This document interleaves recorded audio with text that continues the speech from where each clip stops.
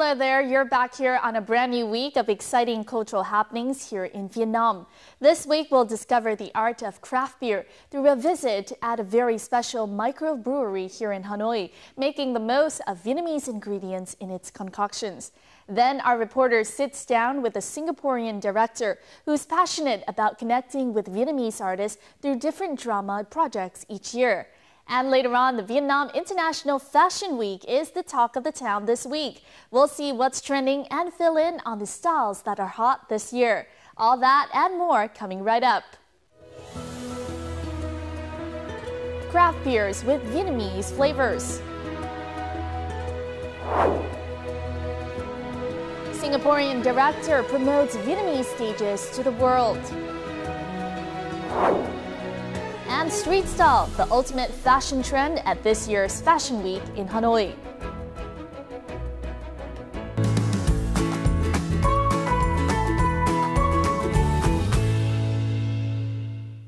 Have you ever heard of or tried citronella, chili, peppers, ginger, or even beetroot and coffee beers? Do you believe that such ingredients can be combined with beers in order to make a drinkable concoction?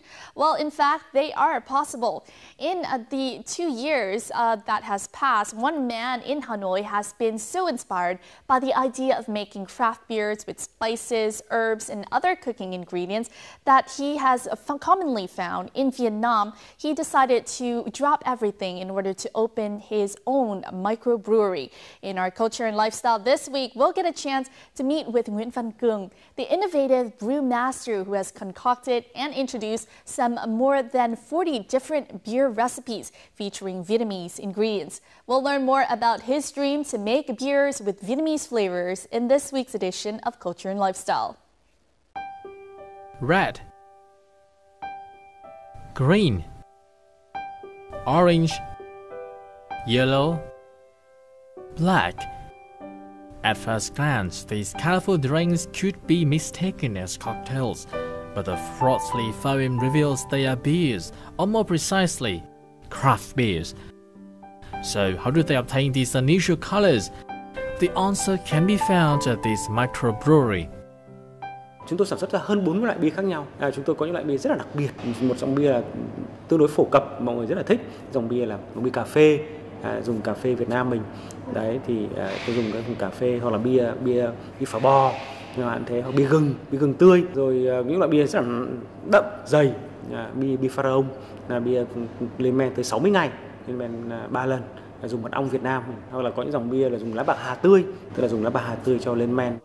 Ingredients are the key to both the colors and distinct flavors of this microbrewery. Ginger, cinnamon, anise, and other local herbs are widely featured in their recipes. Đôi khi chúng tôi thích dùng cái từ là tinh tế tâm hồn Việt, bởi vì là mình được nếm các vị hương bia, mình được trải nghiệm các cái vị gọi là hương liệu của Việt Nam mình hàng ngàn năm như quế, hồi, xả, ớt, vân vân, hạt tiêu. Thì mình lại có những cái dòng bia mà mang tính chất truyền thống và mình cùng chia sẻ những cái mới, những cái lạ, những cái khám phá. Nguyễn Văn Cường worked at many famous breweries for over 20 years and has traveled the world to learn brewing techniques. However, he always wanted to branch out and make craft beers. 2 years ago, he quit his high-paying job and opened Sea Brewer Master to follow his dream of making beers with Vietnamese flavors, an idea he had harbored for a long time. Cái cảm hứng mà tôi nhận được thì có lẽ là ngay từ khi mà tôi được ăn một trong cái món mà do bố tôi chế biến, là những cái món ăn mà thuần chất Việt, rất nhiều các cái gia vị. Vì bố tôi là một bếp trưởng, trước cụ làm ở khách sạn. Chính cụ là người gây cảm hứng cho tôi rất nhiều khi mà tôi nấu bia. Bởi vì cụ bảo tại sao không tận dụng những cái hương vị, những nguyên liệu của Việt Nam mình mà trên thế giới không phải nước nào cũng có. Phần thứ hai là do bản thân khi mà tôi nhìn thấy cái xu hướng trên toàn cầu là bắt đầu đi thủ công. Tôi nhớ có một lần tôi sang châu Âu và đến Bruxelles, Bỉ, thì tôi nhìn thấy hàng ngàn các loại bia thủ công khác nhau. Và trong các loại bia rất là đặc biệt, những loại bia lên men hoàn toàn tự nhiên ngoài trời. Tôi nghĩ tại sao mình không làm những loại bia này. Like other microbreweries, Sea Brewmaster follows traditional brewing, which means most of the process involves people, from preparing ingredients, mixing and taste testing, to the various quality checks. though the process may lack precision found in major chains. According to Cường, this allows for innovation and joy in production. Đến giờ phút này mà khi mà tôi cầm chai bia mà tôi sản xuất ra, tôi cảm thấy rất tự tin, đôi khi cảm thấy rất là trẻ, và mỗi một ngày thì đều có những cái niềm vui mà mình tạo ra một loại bia mới, một hương mới, gặp những người khách hàng. Sea Brewmasters craft beers with their unique ingredients have attracted many curious customers, both Vietnamese and foreigners. There have been people from Belgium and Holland trying the beers, and their feedback were mostly positive. Cường also recalled the one British guy who came to buy his craft beers only to send them back to his country as a present for his father, who's also a brewmaster. Thế rồi tôi gặp những người bạn như là một số người cũng là nấu bia thế giới, họ cùng trao đổi, chia sẻ với mình. Tôi mong muốn là từ cơ hội này mình tạo ra một cái, cùng với các bạn bè, cùng với những người nấu bia thủ công, tạo ra một cái văn hóa mới về uống bia. Đấy là không chỉ là mỗi là say, uống rô mà có sự chia sẻ về hương, về vị, về nếm bia, về cảm quan, uống bia cùng với các cái thức ăn Việt Nam mình, thức ăn Việt. Thế sau đó thì thành một cái văn hóa là văn hóa thưởng thức. Every day, Cường and his 7 employees go to work at the brewery, doing their best to run business and create new beer flavors. Even though there are difficulties ahead, they are optimistic that craft beers with Vietnamese flavors will be well received by both local and foreign customers, a future on the way to becoming reality.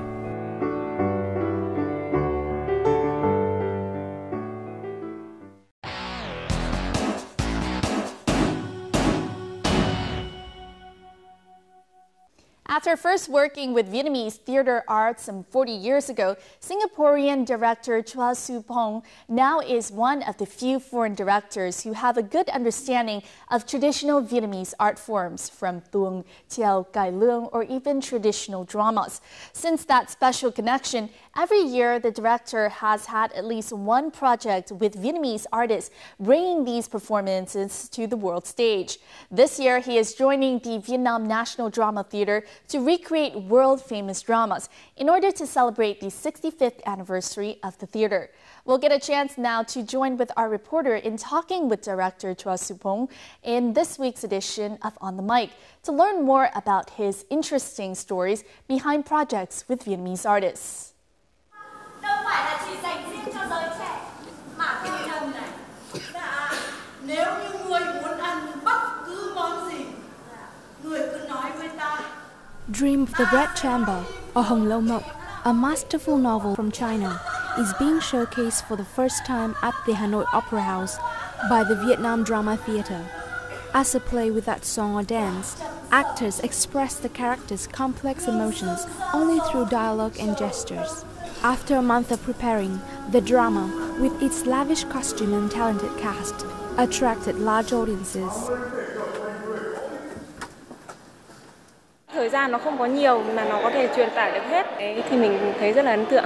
Hồi xưa xem thì nó khác, bây giờ thì đây là tự cái vở kịch lại cái đoàn kịch nói, đây nó chỉ có nói không để mà thu hút được, cái đó là mới là cái hay. Even foreigner viewers who don't understand Vietnamese still got the story and were impressed with the skills of Vietnamese artists. When I saw the poster yesterday, I was very excited, despite the fact that I do not understand Vietnamese. They portray and then they talk they just use dialogue to talk and no singing. It's pretty unique, and I think it's workable. And the one behind this adaptation of the classic Chinese novel is Singaporean director Chua Su Pong.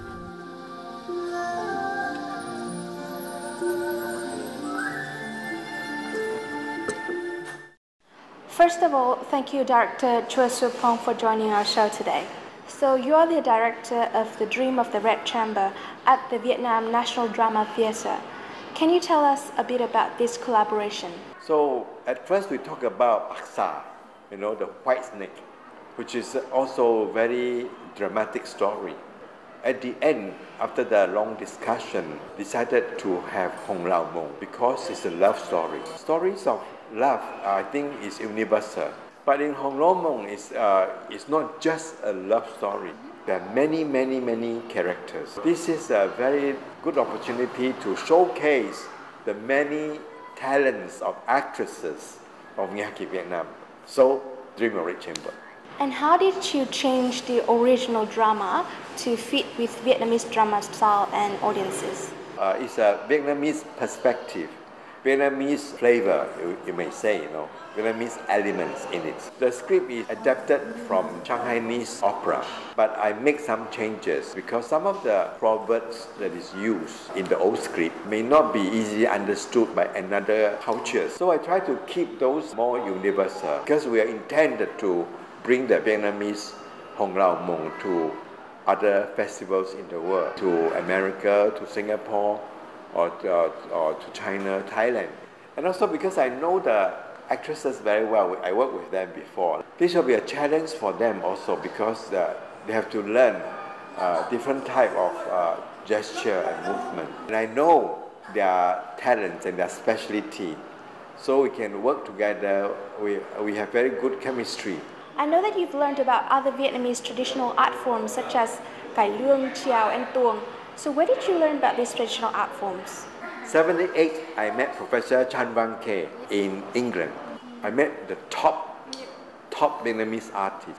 We became very, very good friends. When I was here, they showed me cải lương, chèo, and Vietnamese music, and also tuồng. I saw for the first time. I read about it before from books, but I saw. And I think this is a theater tradition that have long history in Vietnam, chèo and tuồng.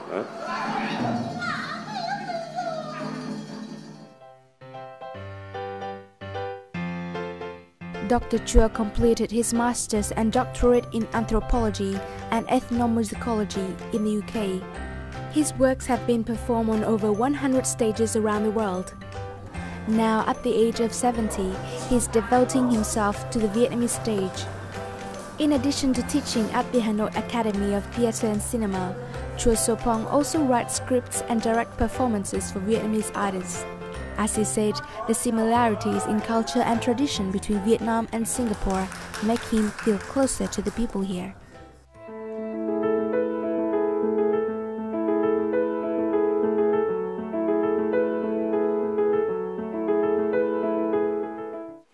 What are some of the similarities and differences between Vietnamese traditional art forms and your country's traditional art form? Many similarities between the Singapore traditional theatre and Vietnamese traditional theatre. And the form itself, Chinese opera is very much look like tuồng and chèo and cải lương. The music they have done, these are similar.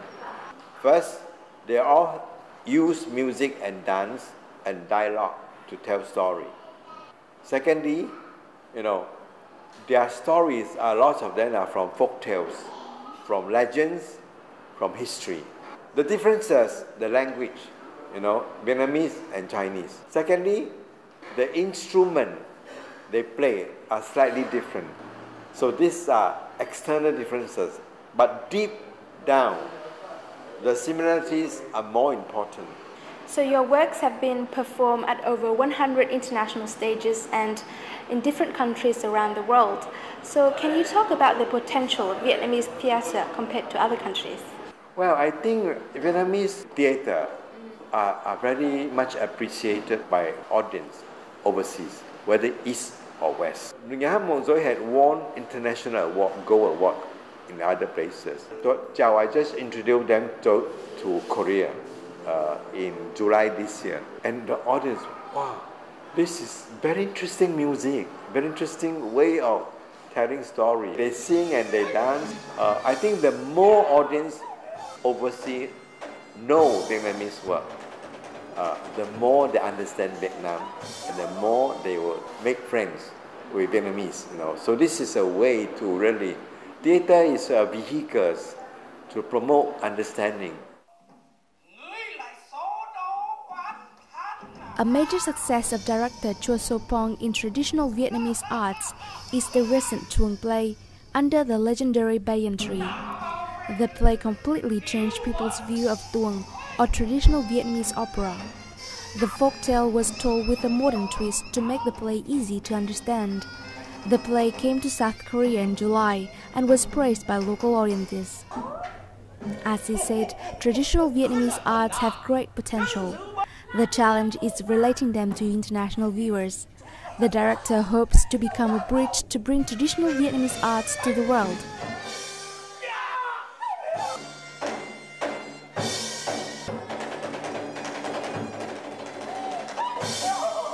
So do you remember how many plays you've directed and collaborated with Vietnamese artists in Vietnam? Remember? And which one was the most memorable one? I think the first work with Miyake Vietnam, the Mouse Daughter Marriage, is a children musical. And when we perform in other countries, in Malaysia, the audience love it.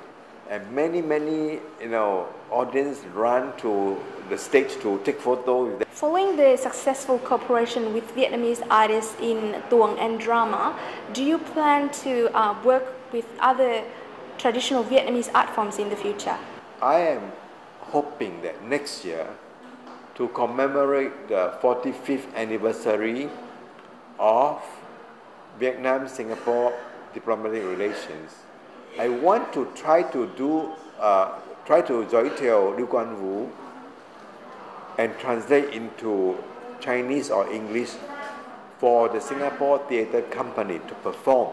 But also recently, two young artists came to me. They are actually doing circus. They show me the script. The script is called The Heart. It's about people selling food in the street and how they help each other, but do it using the circus or the acrobatic acts. So maybe I will be also working with them as well. Again, thank you so much for joining our show, and we wish you the best of luck in your future projects. Culture Mosaic is a weekly journal here on VTV International, looking to give you, our viewers, the latest scoop on the cultural happenings here in the country. Whether it be the diversity and richness of century-old heritage or the dynamic and exciting vibe of a modern Vietnam, we hope to bring you the many facets of the cultural as well as artistic soul here in the country. So don't go away, as we have many more news coming your way.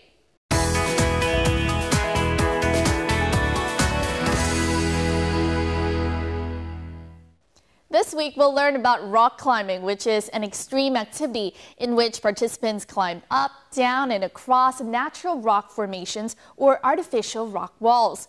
The goal is to reach the summit of a formation or the end point of a usually predefined route without falling. Now, rock climbing was first introduced to Vietnam in 2006 by foreign climbers. The sport is now becoming more popular and attracting an increasing number of local young people. Mosaic is a rock climber from Chile. Coming to Vietnam for the first time in 2008, he found out that rock climbing at that time was just in introductory stages. Therefore, he decided to stay in Vietnam and start his project of introducing rock climbing to Vietnam. To make them realize that something that they thought impossible was not. And in fact, they could do it many times a week. Right? The fact that I see the awe in their faces. Every single person that comes here takes a look and looks up and just goes, oh wow, that's already, a payment. That's what I love about teaching this. Thứ nhất là về sức khỏe, là giúp mình rèn luyện sức khỏe. Thứ hai là cái này thì nó khi mà mình đạt được tới cái đỉnh thì mình nghĩ là cái này giúp mình vượt qua nỗi sợ hãi của bản thân.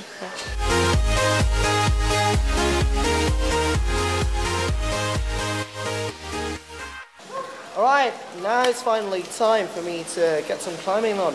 So, what do I need to do to get myself up there? Alright, the first thing we need is a pair of climbing shoes. Now, these shoes will go on your feet and they will protect your toes every single time you hit on the rock. Okay, you can see they have rubber all over and they should fit you alright. So that's the first piece of equipment. Second piece of equipment is your harness. Okay. This is a harness that's one size fits all, so you don't have to worry too much. Okay. About where or which way you put it on, or if you're too big or too small. This red loop is what we call our belay loop. This is the strongest point in the harness, or will always go in the front. All right, so my job right, is going to be the belayer. I will be the person that will manage the rope for you, and you will be the climber. For the next piece, and to do my job, I need to use one of these. Okay. This is an ATC. An ATC basically will put friction on the rope. Right. So the way we set it up is the following. We first make sure that the ropes are not untied.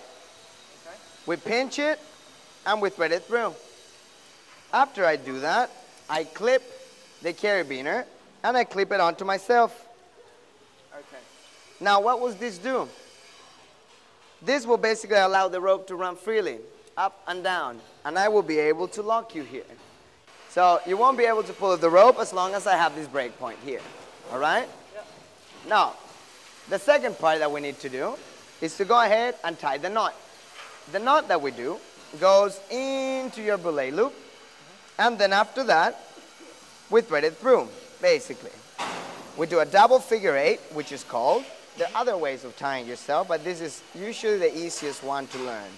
And anything else I need to know before I get up? Use your legs more than your arms, okay? And have fun and breathe. Don't forget about breathing.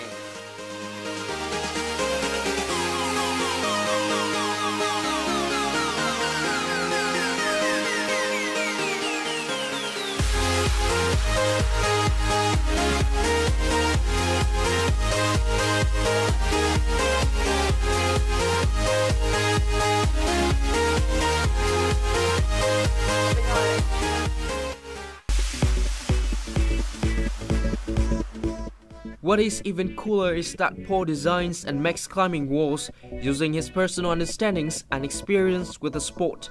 He constructed the facility a push and some external construct.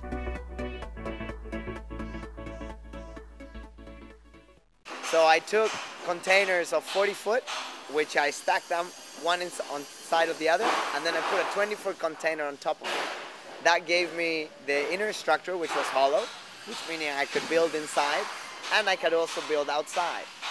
The measurements of the container and the measurements of the pieces of the materials that I had were the same. So that meant that even the cutting and the fitting even cut more on the time. Is one of almost the tallest wall in Saigon.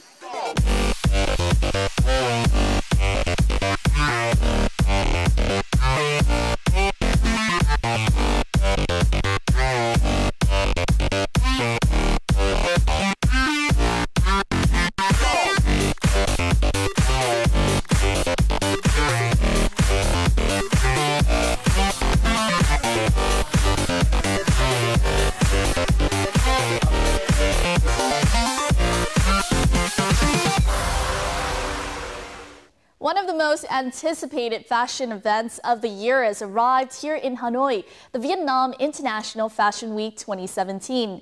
Now, besides viewing the latest collections by international and Vietnamese designers, this is also the best time for fashion lovers to dress up and show off their most eye-catching outfits. The street style trend was recently introduced in Vietnam and is quickly being embraced by youngsters. In this week's Connecting Cultures, we'll see what's so special about this year's Fashion Week, as well as how Vietnamese fashionistas are rocking the street style. About 20 international and Vietnamese designers and brands joined Vietnam International Fashion Week 2017, giving a fresh feel to the fashion scene here. Thousands of fashion lovers from across the country gathered at the National Convention Center to enjoy the latest and hottest collections. Now in its fourth year, Vietnam International Fashion Week reflects the industry's growth into global fashion. Như năm nay thì đặc biệt các cái nhãn hiệu thời trang tham gia nhiều hơn. Đó là một cái tín hiệu đáng mừng vì công trí nghĩ rằng bất cứ cuộc chơi nào hay sân chơi nào khi mà có nhiều cái nhãn hiệu đăng ký tham gia như vậy thì làm cho cái nền thời trang của chúng ta được khởi sắc hơn và từ đó những người tiêu dùng cũng như khán giả sẽ có được nhiều cơ hội để có thể thưởng lãm những bộ trang phục cũng như là nắm bắt được xu hướng tốt hơn. This is a very good portfolio for every model, especially International Fashion Week, as we work with all the international designers. There are a lot of hidden, I would say, hidden talented designers in Vietnam, as I think a fashion industry in Vietnam is growing quite well. I saw they are creating some very creative outfit and also very nice, amazing outfit. Fashion Week is not only about showing collections on the runway. At fashion events around the world, street style is highly anticipated, and Vietnamese youngsters take the trend seriously. Now these days, this street has turned into a fashion runway where many people from different ages come to show their unique styles. Let's come and see which looks made it to the best street style appearance. What you wear is not only an expression of yourself. The most unique outfits will be photographed, and you might find yourself on the social media. These young guys are studying fashion design at Hanoi Architectural University. Street style activities are a good chance for them to prepare for bigger stages. Theo mình thấy thì là cái hiệu ứng mà một team ấy thì lúc nào nó cũng tạo hiệu ứng quan trọng nhất. Tại vì theo team của mình thì mặc dù bộ trang phục của mình rất đơn giản, nhưng mà đi theo cả một team thì nó tạo ra sự rất là ăn khớp với nhau, giống như bộ sưu tập vậy. Mình nghĩ là phần street style ở đâu chăng nữa thì kể cả các fashion week ở Mỹ này, ở London, ở New York, ở Milan hay là ở đâu thì họ cũng đều mang những cái phong cách riêng, nhiều trang phục rất là cá tính, nổi bật.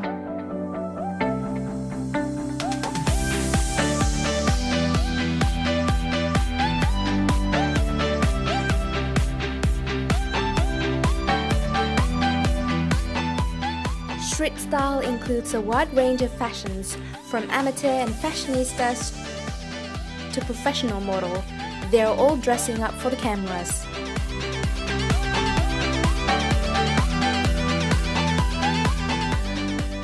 Việc thể hiện cái phong cách thời trang của mình trong hoạt động street style đó là một điều rất là hứng thú đối với mình. Nó khác hẳn hoàn toàn với việc một người mẫu đi trên sàn runway.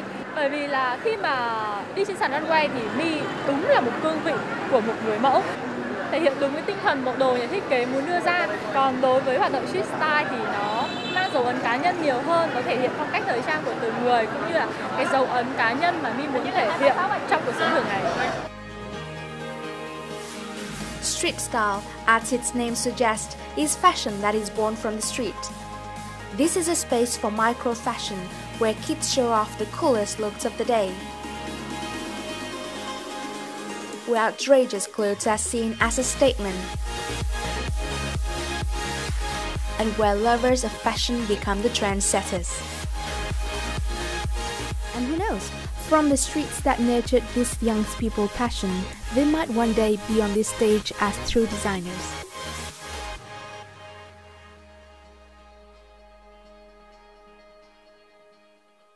And that is also wrapped up this edition of Culture Mosaic. If you would like to provide any feedback or comment on anything you've seen here on our show, please feel free to write to us at vtvinternational@vtv.vn. And make sure to include both your name and address. You can also find more of our programs on vtv4.vn or our YouTube channel at vtv4go. Thank you for joining us, and we'll see you next week here on Culture Mosaic. Goodbye for now.